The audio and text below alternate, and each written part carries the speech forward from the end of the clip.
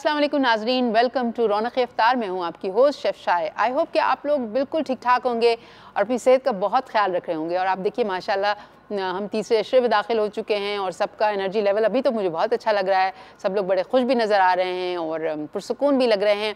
अच्छा, रमज़ान में एक्चुअली दो प्रॉब्लम हमें वाकई में हो जाते हैं, क्योंकि हमारा खाना पीना रिस्ट्रिक्ट हो जाता है और हम सिर्फ इफ्तार से लेके सहर तक के दरमियान ही हम खा पी सकते हैं। तो उसकी वजह से बहुत सारे लोगों को कुछ प्रॉब्लम हो जाते हैं, जो लोग इस बात को नहीं सोचते कि उनको कौन सी ग़िज़ा इस्तेमाल करनी चाहिए। एक प्रॉब्लम जो है वो डिहाइड्रेशन का है, यानी कि आपके जिस्म में पानी की बहुत कमी हो जाती है और उसके असरात जो है ना वो आपकी जो बॉडी के ऑर्गन्स हैं उस पर भी पड़ सकते हैं। तो एक ये बहुत बड़ा मसला हो सकता है, फिर आपको डॉक्टर के पास जाना पड़ेगा अगर आप खाने में एहतियात नहीं करेंगे। और दूसरी चीज़ जो है, लोगों का एनर्जी लेवल भी डाउन हो जाता है। शुगर लेवल तो डाउन होता है और थोड़ा बहुत गुस्सा भी आता है, थोड़ी सी उलझन परेशानी भी होती है, लेकिन अक्सर लोगों का एनर्जी लेवल बहुत डाउन हो जाता है, क्योंकि उनके साथ यही होता है कि अगर वो दिन में छोटे छोटे मील खाते रहते हैं तो उनकी एनर्जी रहती है, लेकिन अगर उनको एक वक्त खाना पड़े तो वो फिर इतना नहीं खा पाते। तो वो कौन से सुपर फूड्स हैं जो आप इस्तेमाल कर सकते हैं रमज़ान के महीने में, जिससे आपका एनर्जी लेवल जो है वो भी बैलेंस रहे, आपको डिहाइड्रेशन भी ना हो और आप बस वैसे ही मुस्कुराते रहें जैसे आप हमेशा मुस्कुराते हैं। तो आज हम खैर बात करेंगे इस पे, मैं तो एक्सपर्ट नहीं हूँ। हम तिब्बे नबवी जो हमारा सेगमेंट है उसमें बात करेंगे कि डिहाइड्रेशन और एनर्जी लेवल को बरकरार रखने के लिए किस तरह का अमल होना चाहिए। उसके अलावा हमेशा की तरह इफ्तार अराउंड द वर्ल्ड में आज मैं आपको लेके जा रही हूँ जनाब एक बहुत ही खूबसूरत मुल्क, और वहाँ की जो काबुली पुलाव है वो बहुत आप शौक़ से खाते हैं। जी, आपने बिल्कुल सही पहचाना, अफ़गानिस्तान। अच्छा, अफ़गानिस्तान में अफ़गानिस्तान का जो मुल्क है ना उसके बहुत सारे बॉर्डर्स हैं, और अगर आप देखें तो ईरान से भी वो अटैच है, पाकिस्तान से भी वो अटैच है, और अफ़गानिस्तान का जो समझ लें जोग्राफ़ी जो है वो बड़ी इंटरेस्टिंग है, और उसके जितने डिफरेंट रीजन हैं वहाँ पे उनकी जो कुज़ीन है वो भी इन्फ्लुएंस्ड है। चाइना पे जहाँ उनका बॉर्डर लगता है तो वहाँ चाइना से डम्पलिंग्स जो हैं वो उनके मुल्क में बनाए जाते हैं, उनको कहते हैं मंतो, और मंतो बड़े मज़ेदार डम्पलिंग्स होते हैं। अच्छा, एक और चीज़ आपने खाई होगी जो हमारे पाकिस्तान में बहुत आती है सर्दियों के मौसम में, और वो है कंधारी अनार। तो कंधार का जो इलाका है वो बलूचिस्तान को टच करता है, और जो काबुल वाली साइड है वो पेशावर को टच करती है। और अगर पेशावर की कुज़ीन देखें तो वो ऑलमोस्ट अफ़गानी कुज़ीन ही है। मिर्च मसालों का इस्तेमाल बहुत कम होता है, लेकिन नान यानी कि रोटी को बहुत अहमियत दी जाती है, क्योंकि उनकी जो मेजर क्रॉप्स हैं उसके अंदर वीट है, मेज़ है यानी कि कॉर्न है, और उसके अलावा राइस भी वो लोग खाते हैं। कबाब शबाब भी वो काफ़ी खाते हैं, लेकिन ये कि एनर्जी लेवल उनका इसलिए ज़्यादा होता है क्योंकि वो रोटी का बहुत इस्तेमाल करते हैं, और उनकी रोटी जो होती है वो लाल आटे की जो रोटी होती है ना वो वाली रोटी होती है उनकी, यानी चक्की का आटा होता है, होल व्हीट। और ज़्यादातर आप लोगों को देखें तो वो नान के साथ दही खा के बहुत खुश रहते हैं। उसके अलावा अगर उनको आप नान के साथ मूली के पत्ते दे दें तो भी वो पेट भर के खाना खा लेते हैं। नान के साथ आप उनको थोड़ा सा नमक दे दें वो उससे भी खा लेते हैं, आप खाली नान दे दें वो भी खा लेते हैं। तो बेसिकली जो वीट का एलिमेंट है ना, जो रोटी है उनकी सुर्ख रोटी, वो उनको बहुत एनर्जेटिक रखती है। और आप देखें जितने मेहनत वाले काम हैं वो सारे अफ़गानी लोग कर रहे होते हैं। तो एक तो ये ख़ास बात है, और दूसरी बात ये कि बाकी भी उनकी मज़ेदार चीज़ें होती हैं। उनके यहाँ ड्राई फ्रूट बहुत होता है, उनके यहाँ फ्रूट बहुत होता है, तो वो फल भी खाते हैं, और वो ड्राई फ्रूट का काफ़ी उनके खानों में इस्तेमाल होता है। तो आज हम उनके ही जगह वहाँ की एक डिश बना रहे हैं, और अगर वो मुर्गी खाते हैं तो वो देसी मुर्गी खाते हैं, और देसी मुर्गी बड़ी मज़ेदार होती है, गलती देर में है मगर होती अच्छी है। तो आज हम चिकन की एक बड़ी ज़बरदस्त से कबाब बना रहे हैं, और चीज़ के साथ बना रहे हैं, पनीर के साथ बना रहे हैं। उसके साथ एक चटनी भी बनेगी, और उसके अलावा हमारे प्रोग्राम में आपकी कॉल्स भी हम लाइव लेंगे, चाहे वो आपके एनर्जी लेवल और डिहाइड्रेशन से मुतालिक हों या ये जो किचन है हमारे पास उसके मुतालिक हों। हम सब कॉल आपकी रिसीव करेंगे और बस फिर गपशप लगाते हुए खाना वाना खा लेंगे। अच्छा, मेरे पास आपके लिए एक सवाल भी है, और अभी हमने अफ़गानिस्तान की इतनी सारी बातें की हैं ना, और मैं आपसे ये सवाल पूछना चाहती हूँ कि मुझे ये बताइए कि अफ़गानिस्तान की जो नेशनल डिश है उसका नाम क्या है। अगर आपको पता है तो आप कॉल कीजिएगा और हमें बताइएगा। हो सकता है रूह अफ़ज़ा की जानिब से जो गिफ्ट हैम्पर हमारे पास है वो आप ही जीत जाएं आज। तो अभी लेते हैं एक छोटा सा ब्रेक से वापस आएंगे तो मैं होंगी किचन में और हम बनाएंगे मिलके एक मज़ेदार सी रेसिपी।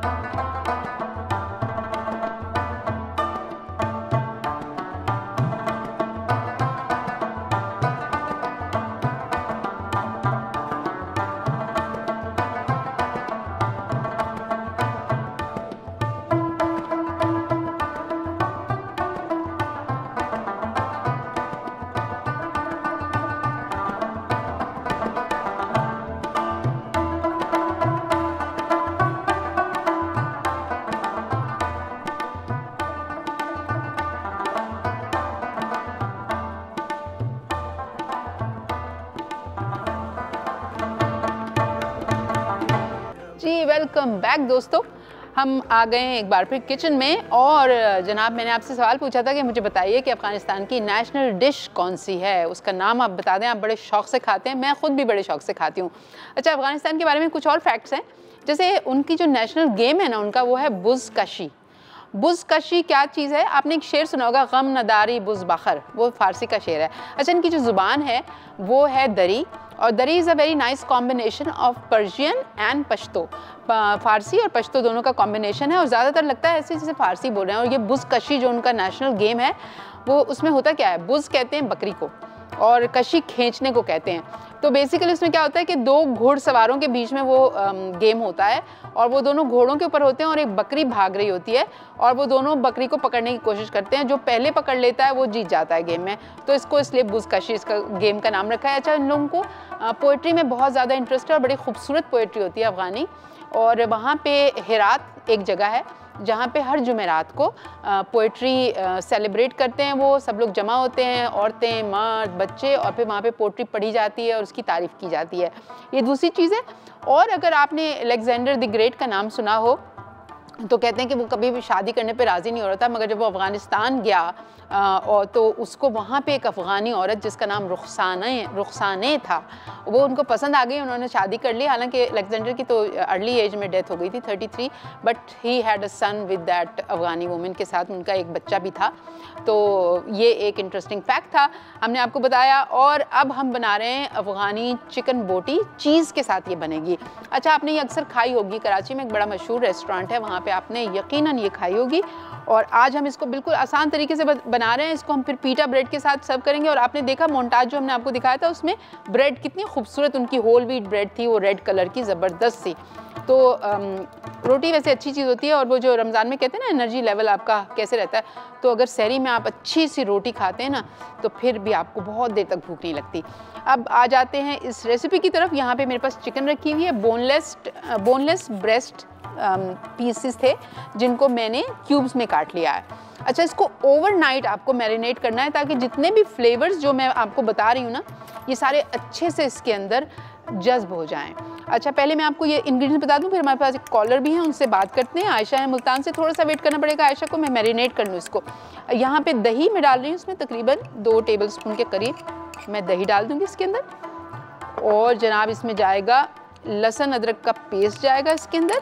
और ये आप ओवरनाइट मैरिनेट करके रखेंगे ताकि वही बात के जज्ब हो जाए इसके अंदर, फिर इसका टेस्ट बहुत अच्छा आएगा। यहाँ पे लेमन जूस है मेरे पास फ्रेश, ये हम डाल देते हैं इसके अंदर।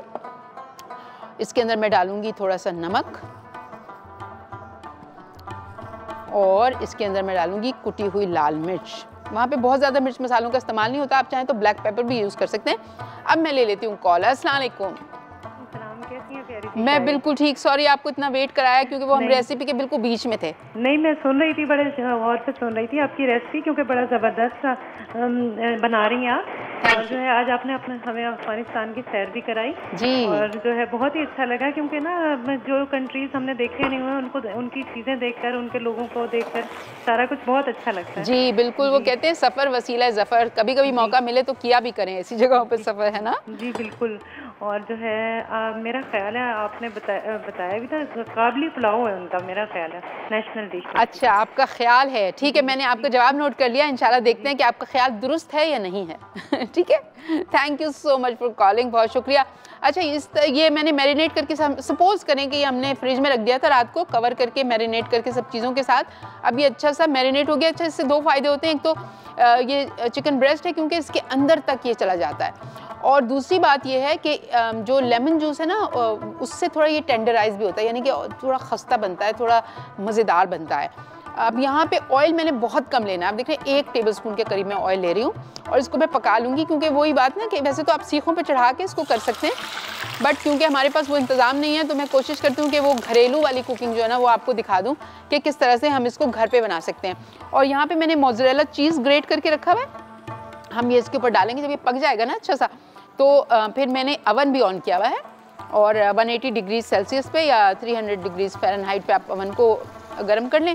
और फिर जब ये पक जाएगा इसको मैं फॉइल पे डालूंगी या ट्रे में डालूंगी, और फिर इसके ऊपर ये हम चीज़ डालेंगे। यहाँ पे टमाटर, हरा धनिया और हरी मिर्चें रखी हुई हैं, इनको मैं सबको बारीक चॉप कर लूँगी। इसकी थोड़ी सी चीज़ डालने से पहले थोड़ा सा ये डालूँगी ताकि अच्छा सा कलर आ जाए। फिर चीज़ डाल के इसको ब्रायलर के नीचे रखेंगे ताकि ये अच्छे से पक जाए और चीज़ जो है ऊपर से गोल्डन हो जाए। उसके बाद हम इसको निकालेंगे और पीटा ब्रेड के साथ आप इसको सर्व करेंगे।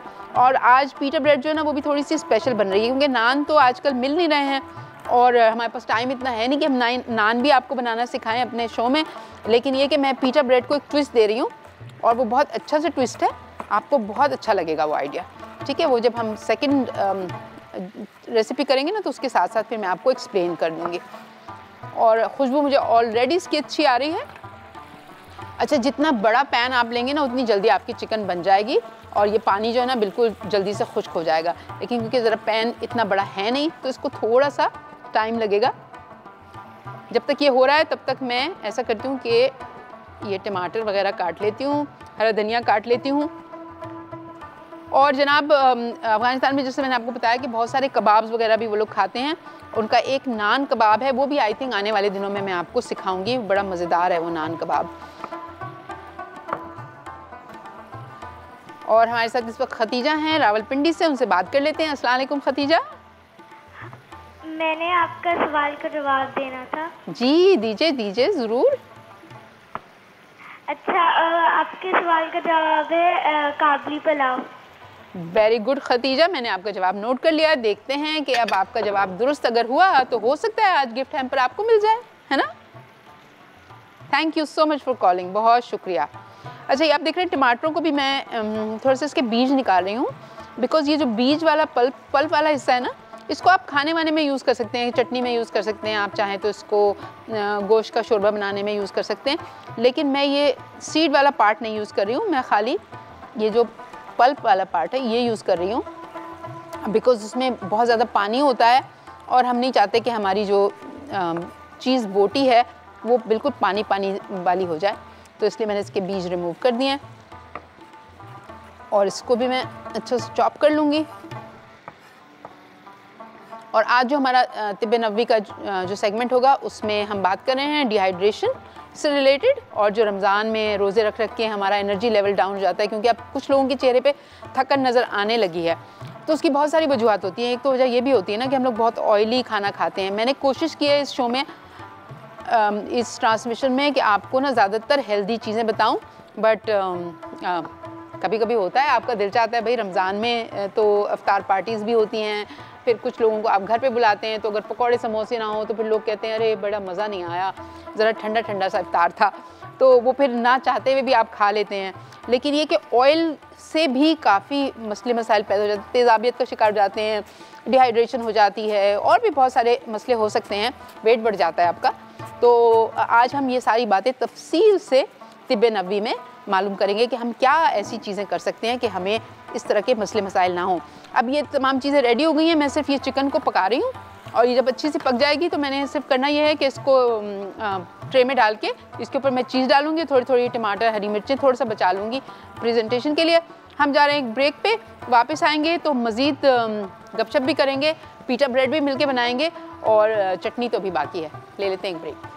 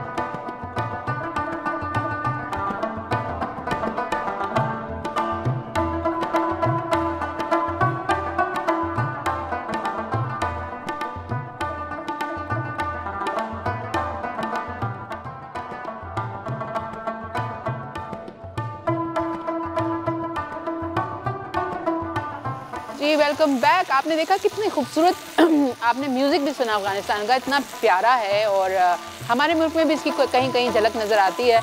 और अफ़गानिस्तान की एक ख़ास बात जो मुझे पता चली वो ये कि पहली जो ऑयल पेंटिंग थी वो बामियान का जो इलाका है अफ़गानिस्तान में, वहाँ पे बनी थी, तो इस लिहाज से बड़े आर्टिस्टिक लोग हैं।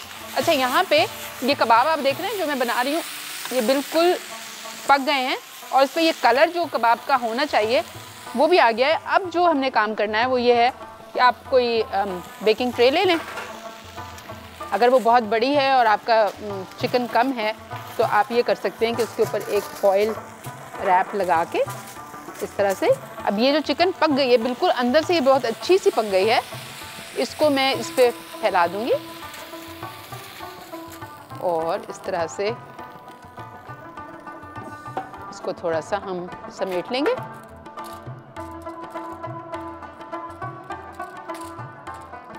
अब इसके ऊपर मैं डालूंगी ये जो हमने मोज़रेला चीज़ है ना, इसको ग्रेट करके रखा हुआ है, तो ये मैं आपको दिखा देती हूँ करीब ला के।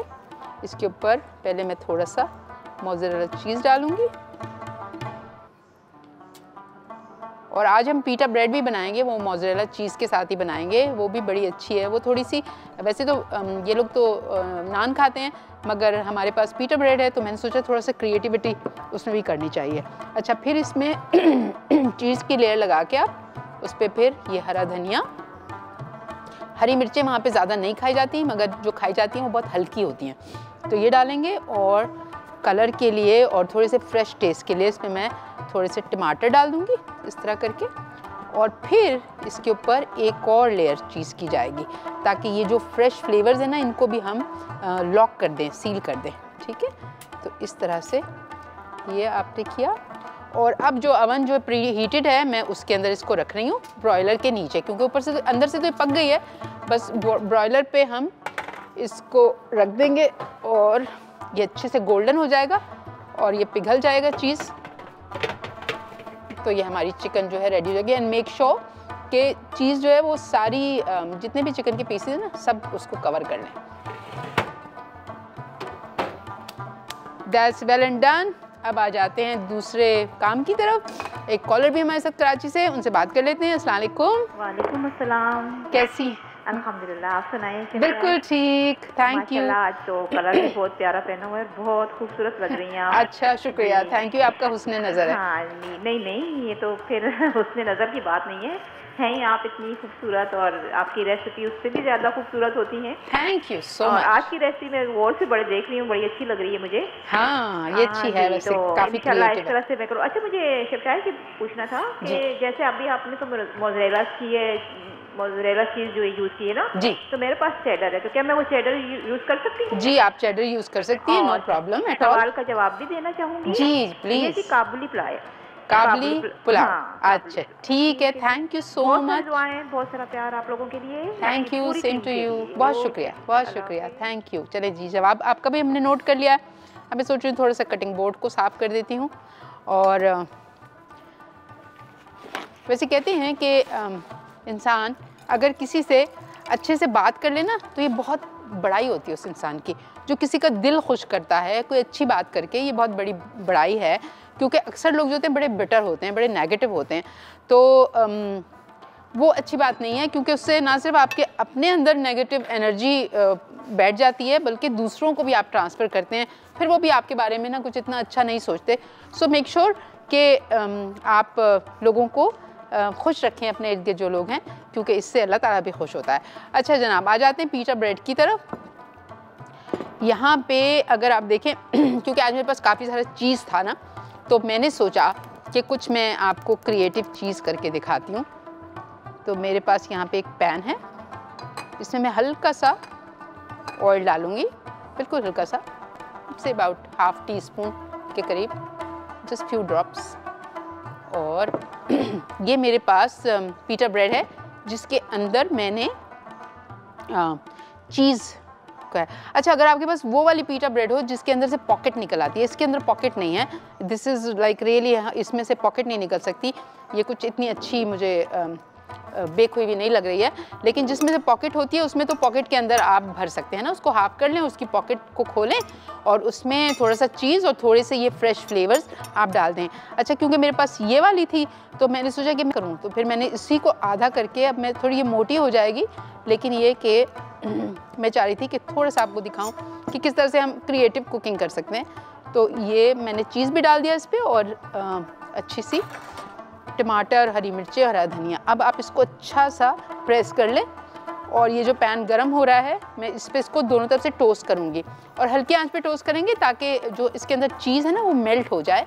और जब वो मेल्ट हो जाएगा तो टमाटर और हरा धनिया जब वो भी थोड़े से नरम पड़ जाएंगे और फिर ये बहुत अच्छी सी होगी। फिर आप इसके वेजेस काट सकते हैं और ये जो हम कबाब बना रहे हैं उसके साथ आप इसको सर्व कर सकते हैं, तो एक आपकी अच्छी साइड डिश हो जाएगी। अच्छा, अगर वो ना भी हो तो आप इसको एज अ ब्रेकफास्ट के तौर पे भी खा सकते हैं, लाइट लंच के तौर पे भी आप इसको खा सकते हैं, सैंडविच के तौर पे भी खा सकते हैं आप, और इसके अंदर कोई फिलिंग भर लें तो उस तरह भी आप खा सकते हैं। मैं इसकी आँच थोड़ी सी कम करूँगी। अच्छा, और कभी कभी क्या होता है कि हम हमारा अवन ऑन होता है और हमारी कोई चीज़ जो है ना वो बहुत ज़्यादा मेल्ट नहीं हो रही होती है, लेकिन अवन और अगर हम उसको पैन पे करते हैं तो वो थोड़ी सी जलने लगती है, थोड़ी ज़्यादा जल्दी लाल हो जाती है। तो आप हमेशा उसको अवन में डाल दें तो अवन में ये है कि वो बहुत आराम से ना मेल्ट हो जाएगी। तो बस इसको हम अच्छा सा प्रेस करके मेल्ट कर लेंगे और जब मैं इसकी प्रेजेंटेशन करूँगी तो वो भी बड़ी ज़बरदस्त होगी।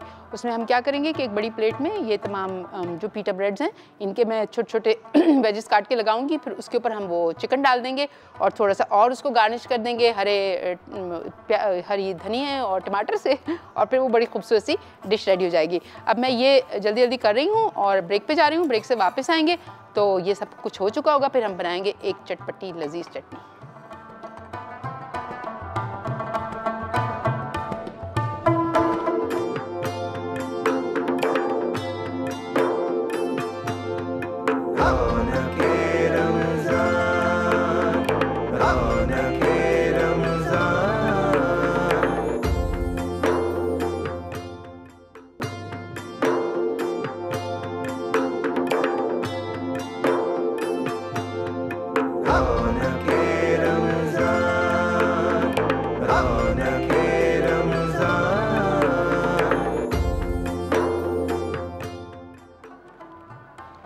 जी वेलकम बैक। एक बार फिर हम अपने किचन में हैं और मैं आपको दिखा देती हूँ जल्दी से वो जो हमने बनाई है ना चीज़ बोटी, उसकी मैं शक्ल आपको दिखा देती हूँ। बहुत अच्छी सी हो गई। अवन ऑफ कर दें और बहुत अच्छा सा कलर आ गया है, चीज़ टोटली मेल्ट हो गया है और जो जिस तरह की होनी चाहिए ना कबाब की शक्ल, बिल्कुल उस तरह की शक्ल है। थोड़ी सी सुर्खी है, थोड़ी सी कहीं कहीं से आप देख रहे हैं थोड़ा ज़्यादा डार्क कलर हुआ है। इस पे मत जाएं, ये जो है ये इसका पानी निकला था और वो जल गया। अब हमने इसको इसके ऊपर सेटल करना है, तो ये भी मैं आपको दिखा देती हूँ करके, बस जस्ट मेक श्योर, क्योंकि ये बहुत गर्म है। तो आप इसको साथ भी सर्व कर सकते हैं, इसको अलग से भी कर सकते हैं। एक्चुअली हम चाहें तो इसको हम अलग ही सर्व कर देते हैं। और करना आपने क्या है कि आप इसको आराम से उठाएंगे फॉयल पेपर को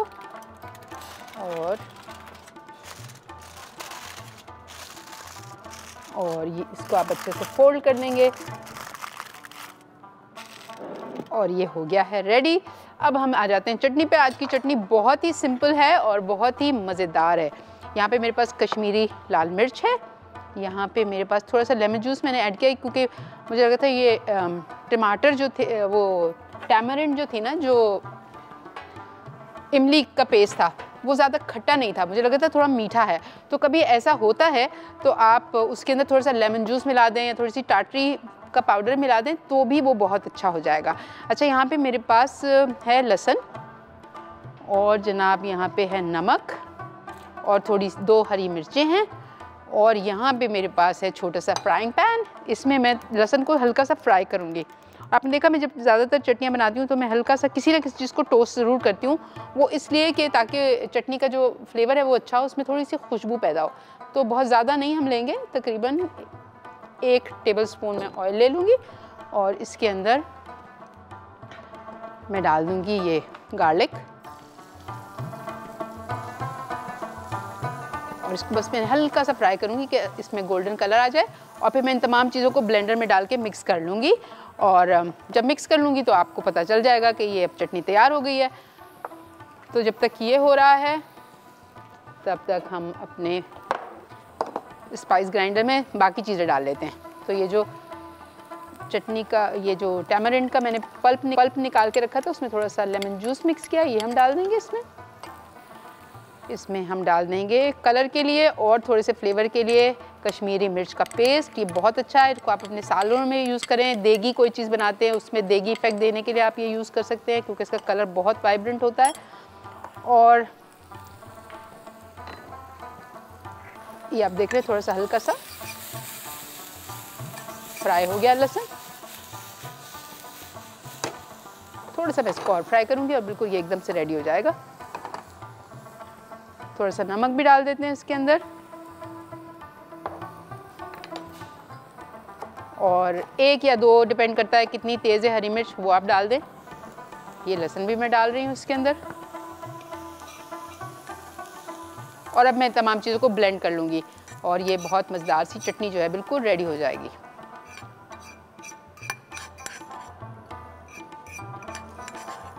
ओके, देयर वी गो।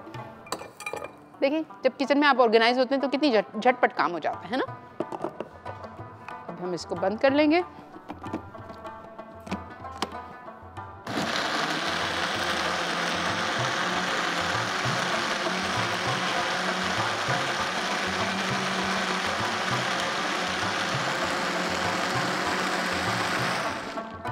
और ये हमारी चटनी बिल्कुल रेडी हो गई है। अच्छा, हमने आपसे सवाल पूछा था कि अफ़गानिस्तान की नेशनल डिश का नाम बताइए, तो तकरीबन क्या बल्कि 100% सबने ही सही जवाब दिया कि काबली पुलाव है वहाँ की डिश। और लेकिन हमारी जो विनर तो एक ही होता है, तो खतीजा रावलपिंडी से आज आप बहुत लकी हैं, आपने जीत लिया है गिफ्ट हैम्पर रूह अफ़ज़ा की जानिब से। इन्जॉय। और हम जा रहे हैं ब्रेक पे। चटनी बिल्कुल रेडी हो गई है, मैं चटनी निकाल लेती हूँ।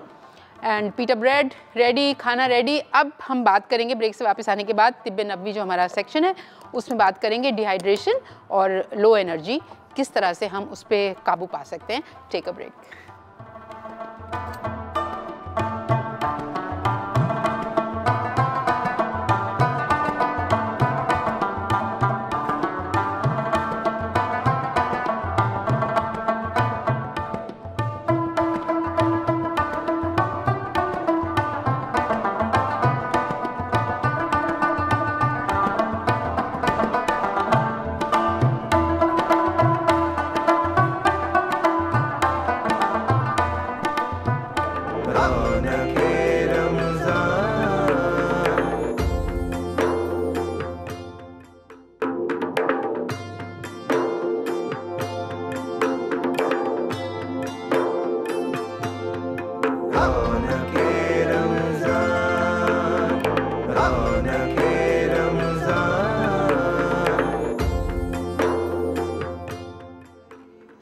जी वेलकम बैक नाज़रीन, एक बार फिर खुश आमदीद रौनक इफ्तार। आज हम तिब्बे नबवी में बात करेंगे डिहाइड्रेशन और लो एनर्जी, उसके क्या सिम्टम्स हैं, क्या रीज़न्स हैं और किस तरह उन पर काबू पाया जा सकता है। आपने देखा ना कि रमज़ान जब शुरू होता है तो हमारा पूरा जो एक रूटीन है वो चेंज हो जाता है। अच्छा, कुछ लोगों का वज़न बढ़ जाता है, कुछ लोगों का कम हो जाता है, कुछ लोगों का खाना पीना ज़्यादा हो जाता है, कुछ लोगों का बहुत कम हो जाता है। और पानी का भी यही होता है कि वाटर इनटेक कुछ लोगों की बहुत कम हो जाती है और कुछ लोग जो हैं वो बैलेंस रख के चलते हैं या शायद ग़िज़ा ऐसे खाते हैं। तो आज हम बात करेंगे इन तमाम चीज़ों के बारे में। सबसे पहले हम खुश आमदीद कहते हैं रज़ा इलाही साहब को। हकीम रज़ा इलाही हमारे साथ आज मौजूद हैं और इनसे हम आपके जो भी सवाल आते हैं वो भी करेंगे, और जो आप अगर कोई और चीज़ आपके जहन में आती है आप हमें लाइव कॉल कर सकते हैं। तो हकीम साहब मुझे ये बताइएगा कि ये जब हम रमज़ान शुरू होते हैं और तीसरा अशरा बल्कि जब ख़त्म होने वाले होते हैं तो अक्सर लोगों को पानी की कमी की बहुत शिकायत हो जाती है, लेकिन उसकी आप मुझे बताइए कि अलामात क्या होती हैं कि किसी इंसान के जिस्म में पानी की कमी हो जाए तो। हाँ, अच्छा, अब ऐसा है कि हम पानी की कमी या डिहाइड्रेशन, इसकी जो बुनियादी वजह है वो मुख्तलिफ एजेस में मुख्तलिफ है। हमारे यहाँ जो आम शऊरी आम के लिए, जो आम लोगों के फ़हम के लिए जो चार्ट बनाया गया है इससे डिहाइड्रेशन का, वो उससे मुख्तलिफ होता है। मसलन के जैसे हामला ख़वातीन है, अगर उनमें पानी की कमी होगी तो उनकी कैफियत कुछ और होंगी। अच्छा, उसमें क्या कैफियत होंगी? उनको चक्कर ज़्यादा आएंगे और उनकी वोमिटिंग बढ़ जाएगी। अच्छा, उल्टी की कैफियत, अच्छा, यानी जी का मतली होना, ये होना। उनकी कैफियत बढ़ जाएगी। ठीक है। अच्छा, बच्चे जो होते हैं उनमें एक बच्चे तो हेल्थी होते हैं, एक वीक होते हैं, कमज़ोर होते हैं। अच्छा, बच्चे ऐसा भी कि हमारे जो अक्सर मज़ाफ़ाती इलाके हैं या हमारे वो इलाके जहाँ बच्चे गली कूचों पे जाके खेलते हैं, ज़्यादा खेल-कूद, हाँ, ज़्यादा खेलते कूदते हैं, या वो स्कूल जाते हैं या अपने मामूलात में गर्मी से बाहर के वो गुजरते हैं। जी बिल्कुल। तो उनमें जो कमज़ोर बच्चे होते हैं, जो अमूमन रात को माओ से ये शिकायत करते हैं कि हमारे टांगों में दर्द हो रहा है, अच्छा। हमारे सर में दर्द हो रहा है, अम्मा मेरे जिस्म में दर्द हो रहा है, तो ऐसे बच्चों के ऊपर जो डिहाइड्रेशन की कैफियत होती है वो और तरह की होती है। ठीक है। ये बच्चे अगर डिहाइड्रेशन का थोड़ा सा भी शिकार हो तो ये बेहोश हो जाते हैं। ठीक है। ये कोई बंदा उठा के ला रहा होता है या घर आके बता रहा होता है कि आपका बच्चा जो है वो गिर गया है, लेकिन उसकी बुनियादी वजह भी यही होती है। दूसरी बात ये कि जो बूढ़े लोग हैं, ज़ईफ़ लोग हैं, उनका जो इम्यून सिस्टम होता है या कुव्वत मुदाफ़त जो होती है उनकी, वो बहुत कमज़ोर होती है। ठीक है। अच्छा, अमूमन वो लोग 2 अमराज का जो है वो शिकार होते हैं, जिसमें शुगर और हाई ब्लड प्रेशर कहा जाए। अच्छा, अब शुगर के अंदर ऐसा होता है कि उसमें भी इम्यून सिस्टम जो है वो वीक होता है। ठीक है। अच्छा, उसमें भी चक्कर आने की जो शिकायत है वो बढ़ जाती है, और उसके साथ साथ उनको ये कैफियत, यानी वो शुगर का पेशेंट ये नहीं बता सकता कि मुझे क्या हो रहा है, उसके साथ इस तरह की कैफियत होती हैं। वो मुआलिज के पास पहुंचता है तो वो डायग्नोज करता है। लेकिन मुझे ये बताएं कि जो आम एडल्ट है, जैसे आप हैं, मैं हूँ, हम रोज़ा रखते हैं, तो अगर हमें डिहाइड्रेशन हो जाए तो हमारी क्या अलामात होंगी डिहाइड्रेशन की? अच्छा, हमारी अलामात ये होंगी, एक तो हमारे सर में दर्द का होना, सर में दर्द, ये तो दूसरा पसीने ना आना। अच्छा, पसीना खुश्क हो जाना, जिस्म का ठंडा होना और फिर गर्म होना। एक कैफियत होती है। होता यूँ है कि हमारे जिस्म से, बॉडी से नमकियात खारिज हो जाती है पसीने के ज़रिए से। जब सारी नमकियात खारिज हो जाती है तो फिर नमकियात बाकी नहीं रहती, पसीना आने में मसला, पसीना नहीं आ सकता। जब नहीं आता तो फिर ऐसा होता है जिस्म कभी ठंडा हो रहा होता है, कभी गर्म हो रहा होता है, और उसके साथ साथ फिर ऐसा होता है कि गलूदगी की कैफियत आना भी शुरू होती है, जिसको हम कहते हैं बेहोशी की तरफ जो अलामात होती हैं, इस तरह की होना शुरू होती है। दूसरा, हुर्फ़े आम में हम ये कहते हैं लू लगना। लू लगने में क्या होता है, सर में दर्द हो रहा होता है, ये भी एक कैफियत है। सर में दर्द हो रहा होता है और सर तप रहा होता है, आंखें सुर्ख हो रही होती हैं। अच्छा, हाँ, ये कैफियत है। अच्छा, फिर उसके बाद जब ये शदीद अलामतें होती हैं, शदीद कैफियत होती हैं, तो फिर बेहोशी की अलामात भी हो जाती है। अच्छा, अब अगर हम इस पे बात करें कि ये डिहाइड्रेशन या पानी की कमी क्यों होती है, एक तो माह रमज़ान, सूरज की शिद्दत, धूप की हिद्दत, गर्मी, एक तो ये कि पानी जो है वो कम इस्तेमाल किया जाता है और पसीना ज़्यादा आ रहा होता है। ठीक है, 12 से 14 गिलास पानी के जो कि हमें रोज़ाना पीने चाहिए, हम नहीं पी रहे होते।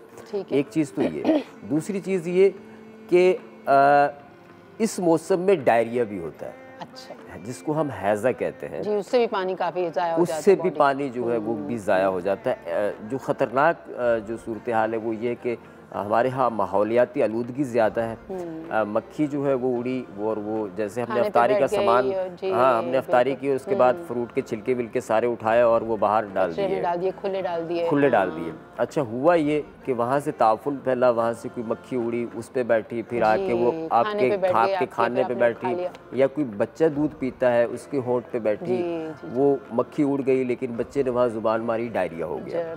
अच्छा, ये जो डायरिया की अलामात हैं ये शदीद तरीन है। डिहाइड्रेशन का जो ख़तरनाक सबब है वो ये है। अच्छा। इसमें ये होता है कि 1-2 मोशन हुए, उसके साथ ही जिस्म के अंदर से बहुत सारा पानी जो है वो खारिज हो जाता है। तो उसमें एहतियात की ये इंतहाई ज़रूरत है। इस मौसम में कोई भी फ्रूट खा के पानी नहीं पीना चाहिए। और दूसरा, कभी ऐसी कैफियत जो है अगर आपकी हो तो 1 या 2 मोशन के आने के बाद भी आपको उसको सीरियस लेना है, इमरजेंसी में लेना है। हाँ, फिर तो आपको रोज़ा शायद तोड़ना ही पड़ जाएगा। अभी ब्रेक पे जा रहे हैं, ब्रेक से वापस आएंगे तो आपसे मज़ीद सवालात करेंगे। अगर आपके जहन में कोई भी सवालात हैं इस मौजूद से मुतालिक, आप हमें कॉल करें। ले लेते हैं एक छोटा सा वक्फा।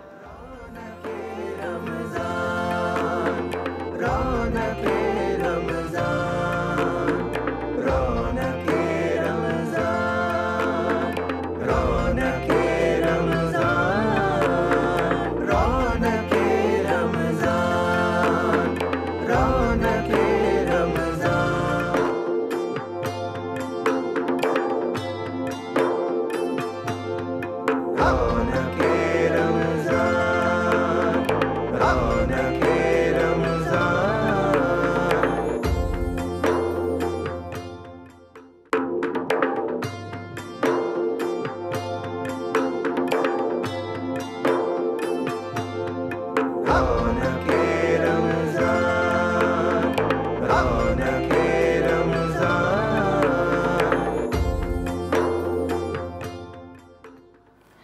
वेलकम बैक नाज़रीन। आई होप कि आप लोगों ने रोज़ा इफ्तार कर लिया होगा, बिल्कुल फ्रेश हो गए होंगे और ख़ास ख्याल रखा होगा कि रोज़े में रोज़ा जब आप इफ्तार करते हैं तो कुछ ऐसे फ्रूट्स का इस्तेमाल करें जिसमें पानी की मकदार ज़्यादा हो। जैसे कि आजकल मौसम है, तरबूज, खरबूजा, इन दोनों में काफ़ी पानी की मकदार भी होती है, सिंपल शुगर्स भी होती हैं, तो आई थिंक उससे आपको एनर्जी भी मिलेगी और जो पानी रिप्लेसमेंट है वो भी हो जाएगी। आज हम बात करें डिहाइड्रेशन पे और एनर्जी जो लो हो जाती है, स्पेशली जब हम रोज़े रख के बहुत ज़्यादा टाइम गुजर जाता है, 20 दिन 25 दिन हो जाते हैं, तो वाकई आपके जिस्म में एक लथार्जी सी, आपको कुछ एनर्जी फील होता है कि आप वो नहीं है जो आप 1 महीना पहले थे या 20 दिन पहले थे। तो आज हमारे साथ हकीम रज़ा इलाही मौजूद हैं, हम इनसे बात कर रहे हैं। डिहाइड्रेशन की फ़िलहाल बात हो रही है। ये बताइए डिहाइड्रेशन के क्या क्या ख़तरात हैं और अगर बॉडी में डिहाइड्रेशन हो जाए तो उसके नुकसानात क्या, मतलब खतरात और नुकसानात एक ही बात है वैसे। हाँ, तो डिहाइड्रेशन में अभी अगर हम देखें तो हमारे यहाँ अभी जो हालिया जो गर्मियाँ पड़ी हैं जी, और इससे पहले भी एक 2015 में पड़ी थी गर्मी जी बिल्कुल, और उसमें अगर शरह अमवात देखी जाए तो वो ज़्यादा है। अच्छा, अगर उसमें हम शरह अमवात देखें तो उसमें हमें पता चलता है कि उसमें कार्डिक पेशेंट ज़्यादा थे, लोगों का जो है वो आर्ज़ा कल्ब में जो मुब्तला थे लोग वो ज़्यादा थे और जो ब्लड प्रेशर के शिकार थे वो लोग भी उसमें शामिल थे क्योंकि उनको अटैक हो गया। अच्छा, डिहाइड्रेशन में 2 चीज़ों का मसला होता है। हमारे यहाँ अमूमन ये समझा जाता है कि सिर्फ पानी की कमी होती है, ठीक है, लेकिन ऐसा नहीं है। पानी के साथ साथ ऑक्सीजन की भी कमी होती है। होता ये कि जो हवा में नमी का तनासुब है, जो पानी का कुदरती तनासुब है, वो कम हो जाता है, जो कि 30% हो या 30% के लगभग रहता है, ठीक है। लेकिन हालिया जो गर्मी पड़ी है उसमें तकरीबन 7% रह गया हवा में नमी का तनासुब। अच्छा। जिसमें ऑक्सीजन लेने में या ऑक्सीजन लो होती है या जो कार्बन जो आपकी बॉडी खारिज करती है उसका रेशो बढ़ जाता है। होता यूँ है कि जब हम भरपूर ऑक्सीजन लेते हैं तो भरपूर कार्बन जो है वो खारिज होता है आपकी बॉडी से। तो होता इस तरह से है कि डिहाइड्रेशन में 2 चीज़ें हैं। हमारे यहाँ आम फहम में एक चीज़ कही जाती है कि पानी की कमी हो गई, पानी के लिए ऑक्सीजन भी लो हो जाती है। अच्छा, इस पे बात करेंगे हकीम साहब। एक ब्रेक का वक्त हुआ है, जल्दी आ गया ब्रेक, लेकिन हम क्विक ब्रेक पे जाते हैं, वापस आएंगे तो इसी बात को कंटिन्यू करेंगे।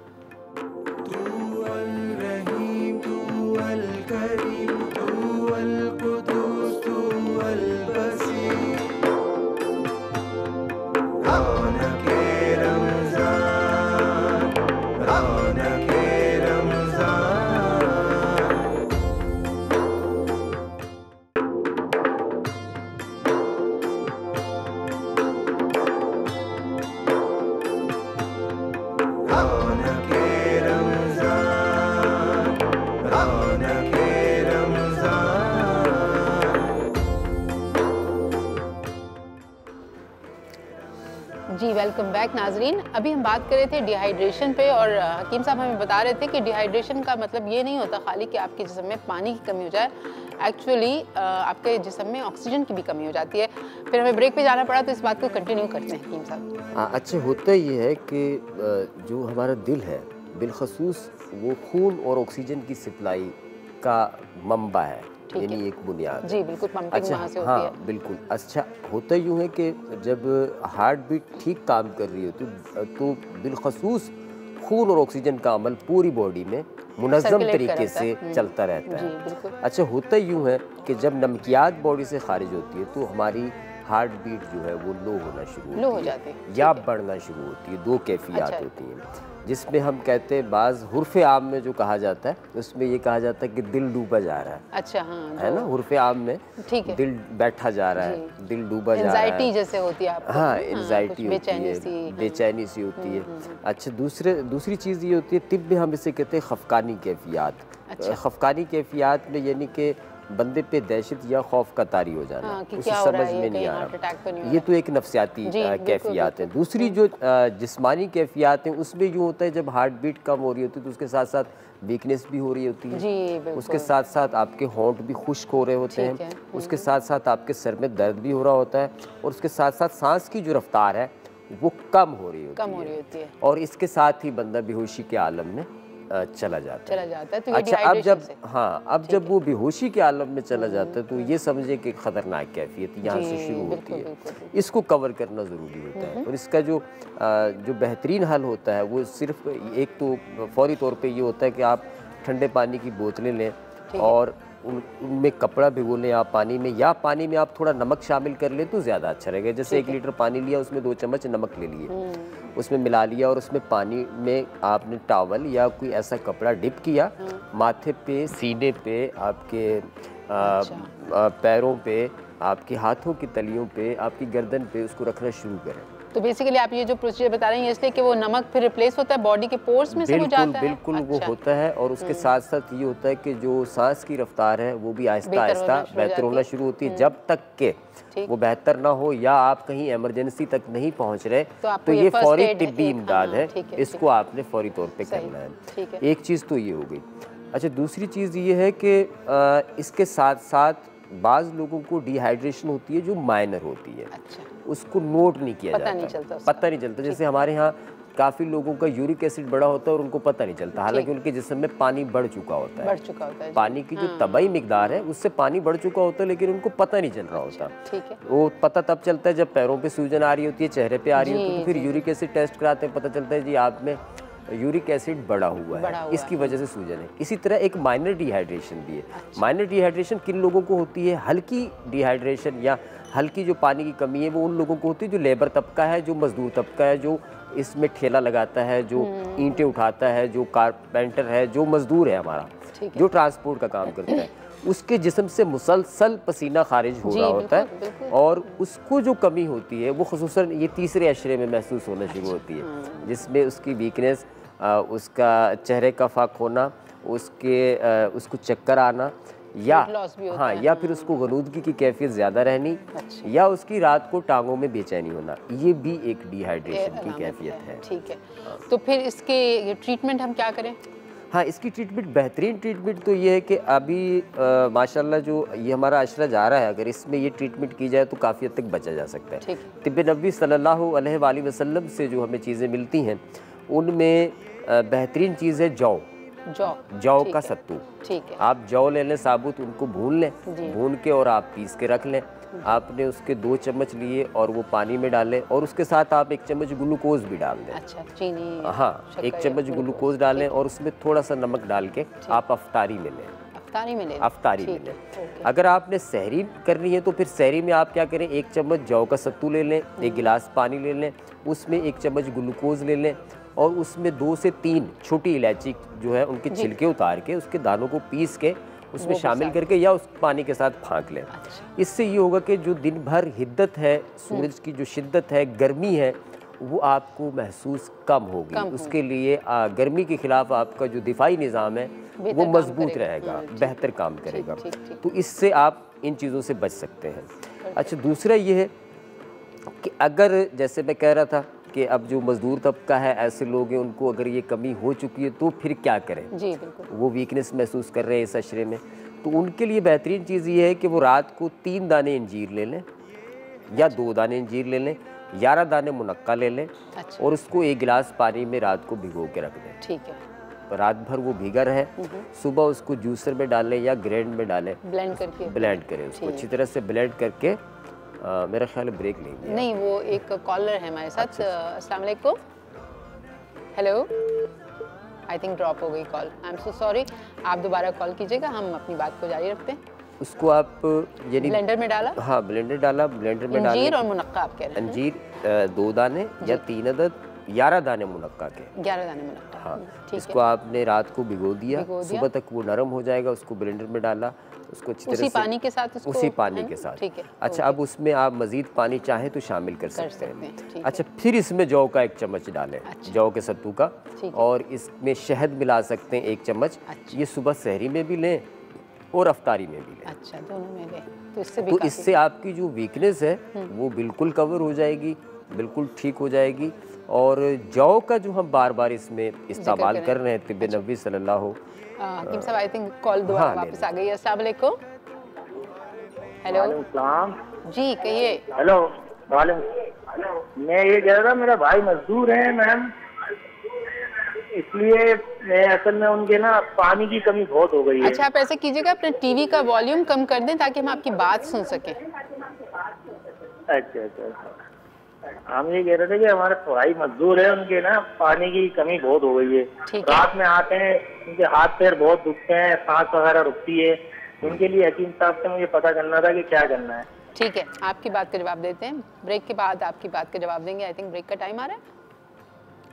अच्छा, नहीं, हम अपनी बात। अच्छा भाई, यही जो इनका सवाल है, इसी चीज़ का मैं अभी ये बता रहा था कि आप 11 दाने मुनक्का ले लें, 2 से 3 अंजीर ले लें, रात भर उनको भिगो दें, सुबह उसको ग्राइंड करें। ठीक है। करने के बाद आप उसमें 1 गिलास जैसे पानी बनाया आपने, और उसमें 1 चम्मच शहद मिला लें, और 1 चम्मच उसमें जौ का सत्तू मिला लें। मिला के उसको आप सुबह पिएं और अफ्तारी में भी पिएं। तो इससे ये होगा कि वो डिहाइड्रेशन जो है वो भी बेहतर होगी, जिस्मानी कमज़ोरी भी कवर होगी। और दूसरा ये कि जब भी हमारे यहाँ एक रवायती मशरक़ी सहरी और अफ्तारी का एक निज़ाम है, जी, वो बड़ा अच्छा है। वो ये है कि हम क्या करते हैं, सुबह हमने सहरी की, सहरी में दही खा लिया, और अफ्तारी में हम लीमू की शिकंजबीन जो है जी, वो हम पीना जो है उसको हमने छोड़ दिया है। अगर हम वो पीते रहे तो मेरा ख्याल है हम काफ़ी हद तक इससे महफूज रह सकते हैं। तो आपने डॉक्टर हकीम साहब की बात सुनी होगी। अभी हम ब्रेक पे जा रहे हैं, ब्रेक से वापस आएंगे। आप कॉल करें, पूछें जो भी क्वेश्चन आप पूछना चाहते हैं। Take a break.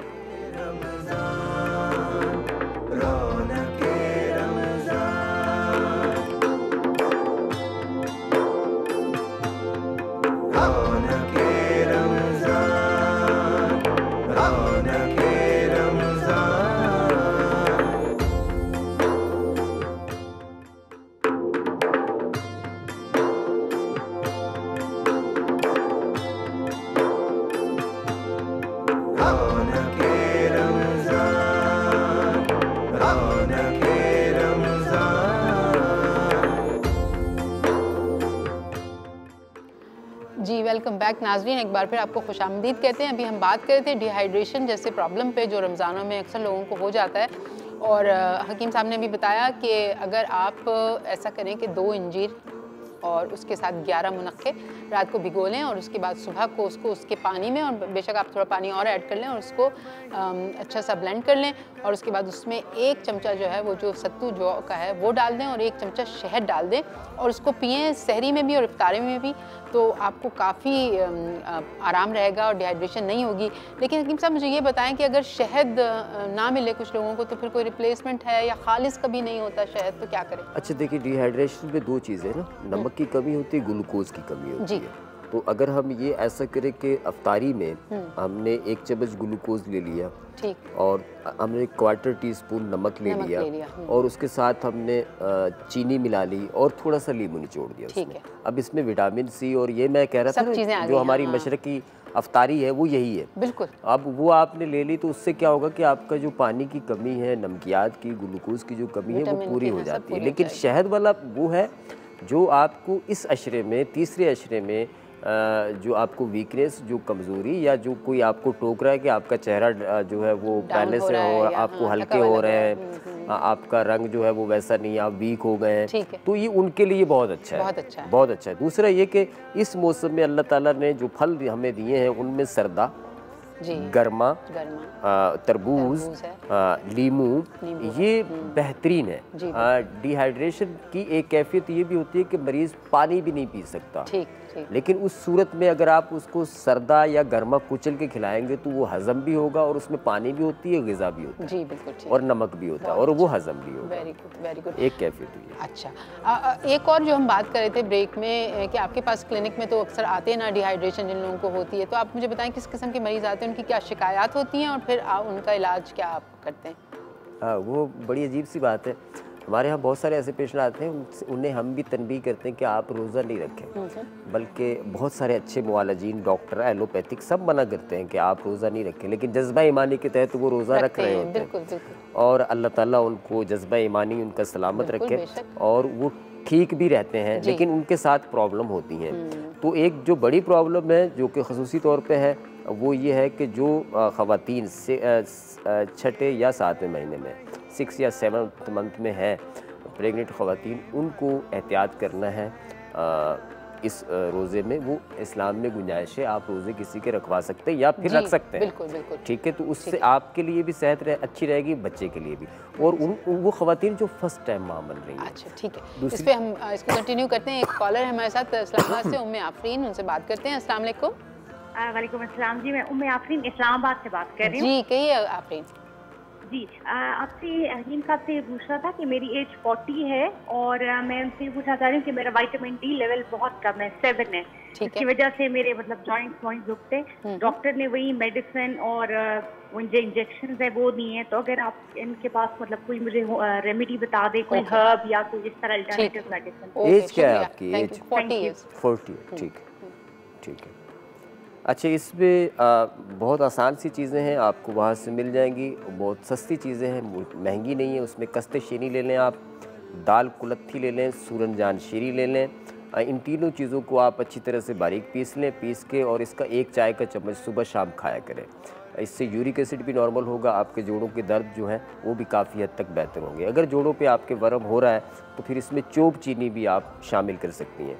ये चारों चीज़ें बराबर वजन ले लीजिए। अच्छा, तो ये दूध से खाएंगे वो या पानी से? पानी के साथ। एक बार फिर रिपीट कर दीजिएगा चीज़ें ताकि वो नोट करना चाहें। इसमें सूरनजान शीरी है, दाल कुलत्थी है, इसमें अपना सूरनजान शीरी, कस्ते शीरी, दाल कुलत्थी, 3 चीज़ें ये होगी। और अगर वरम हो रहा है तो फिर इसमें चोप चीनी शामिल करें, वो भी शामिल करने। और ये खाने से पहले, खाने के बाद कोई एहतियात? खाने के बाद आप ले लें, लेकिन इसमें कोई गर्म चीज़ नहीं, आप खाली पेट भी खा सकती हैं इससे। हाँ, आपका मैदा भी इससे सही रहेगा और यूरिक एसिड वगैरह भी नॉर्मल रहेगा। हड्डियों के दर्द में भी आपको बेहतरी। हाँ, क्योंकि अक्सर ख़वातीन को ये शिकायत हो जाती है, विटामिन डी उनकी कमी हो जाती है।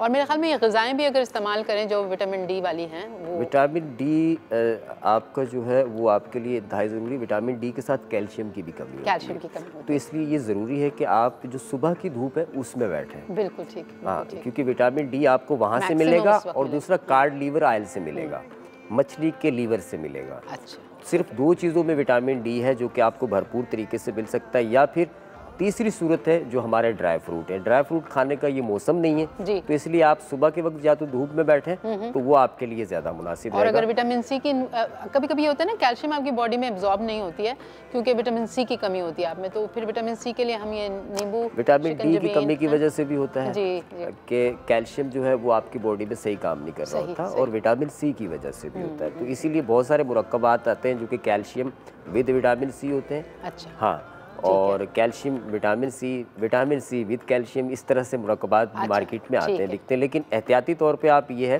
कि जैसे आपने कहा लीमू का शरबत, लेकिन उसके साथ 1-2 दाने लौंग पीस के डालें। अच्छा, 1-2-3 काली मिर्च भी डालें। अच्छा, और थोड़ा सा आप जो है वो उसमें नमक वगैरह या चीनी मिला के इसको पी सकते हैं टेस्ट के लिहाज से। लेकिन ये कि इसमें ख़ुसूसी तौर पे जोड़ों के दर्द में चावल, लस्सी और ठंडे मशरूबात वो बंद करने हैं, जैसे बर्फ़ वाली चीज़ें हैं वो इस्तेमाल नहीं करनी। और बेहतरीन चीज़ें ये आप इस्तेमाल करें, इंशाअल्लाह ताला इससे आपको फ़ायदा होगा। और हकीम साहब ये भी बता दें जाते जाते कि क्या प्रिकॉशंस हम ऐसी लें कि हमें डिहाइड्रेशन ना हो या हमारा एनर्जी लेवल जो है वो बरकरार रहे ग़िज़ा के अलावा? हाँ, धूप में ना निकलें, क्या करें? हाँ नहीं, धूप में तो आप अगर आपका निकलना मजबूरी है तो फिर आप टावल ले लें, उसको आप ठंडे पानी में डिप करें और अपने सर पे रख लें, तो आप लपेट रखें, वो बेहतर है। ख़ुसूसी तौर पे जो बाइक पे जाने वाले हजरात हैं उनके लिए, और बाइक पे ही उन्होंने वापस आना है, उसके लिए, या मज़दूर तबका है उनके लिए, तो ये बेहतरीन चीज़ है कि वो एक जो सिकंजबीन है वो सुबह में भी लें और शाम में भी लें। सुबह में भी लें, इस मौसम में कोई हर्ज नहीं है।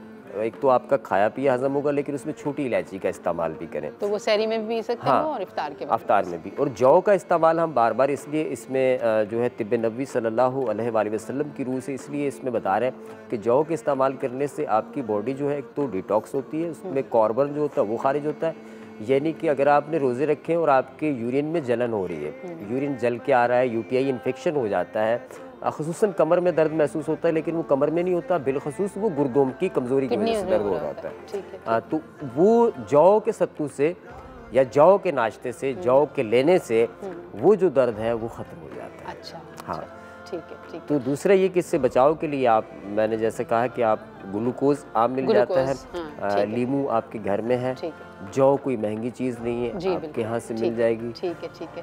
बहुत अच्छा हमारा ये आज का सेशन रहा। थैंक यू सो मच हकीम साहब, आपका बेहद शुक्रिया। इंशाल्लाह दोबारा आपसे किसी और अच्छे से मौजू पे भी बात करेंगे। और नाज़रीन, जैसा कि आपने सुना कि हकीम साहब ने काफ़ी सारी चीज़ें बताई हैं और इसमें हमारी ग़िज़ा भी है और कुछ ख़ास चीज़ें, जैसे इन्होंने सत्तू का इस्तेमाल बताया कि आप अगर वो करेंगे रोज़ा खोलते वक्त भी और बंद करते वक्त भी, सहरी में भी, तो उससे आपको फ़ायदा होगा। प्लस ये कि विटामिन सी आपकी बॉडी में कम हो जाता है। तो शिकंजबीन का जो रिवाज एक ख़त्म हो गया है, आप रूह अफ़ज़ा में मिला के पी लें शिकंजबीन, मतलब नींबू का वो रस जो है उसको मिला के आप अच्छा सा शिकंजबीन बना के वो पी सकते हैं। और वो तमाम फल जिसके अंदर पानी बहुत ज़्यादा है वो भी आप खाएं, रोज़ा में भी, मतलब इफ्तार के वक्त भी खाएं और सहरी में भी दूध दही का इस्तेमाल करें ताकि कैल्शियम की भी कमी ना हो और आपकी एनर्जी जो है ज़बरदस्त है। क्योंकि अगर आप सेहतमंद होंगे तो आपका पूरा घराना सेहतमंद होगा। आप अपना ख्याल अगर रखेंगे तो फिर आप दूसरों का भी ख्याल रख सकते हैं। तो इसलिए अपनी बॉडी का बहुत ख्याल रखें क्योंकि ये अल्लाह मियां ने आपको दी है, एक नेमत है। और इंशाल्लाह कल को हम एक नए टॉपिक के साथ, कुछ नई रेसिपीज़ के साथ दोबारा से हाजिर होंगे। आप अपना बहुत सा ख्याल रखिएगा। हम सबको इजाज़त दीजिए। Take care. अल्लाह हाफ़िज़।